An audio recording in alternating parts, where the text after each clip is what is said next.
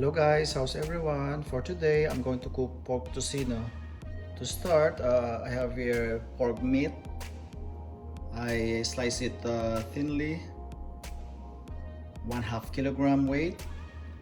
I have also soy sauce, 2 tablespoon measurement, and I'm going to add also onion powder, 1/2 tablespoon measurement, brown sugar, 1/3 cup, salt, 1 tablespoon, ground black pepper, 1/4 teaspoon measurement, vinegar, 3 tablespoon measurement, and I have here annatto seed or aswete powder.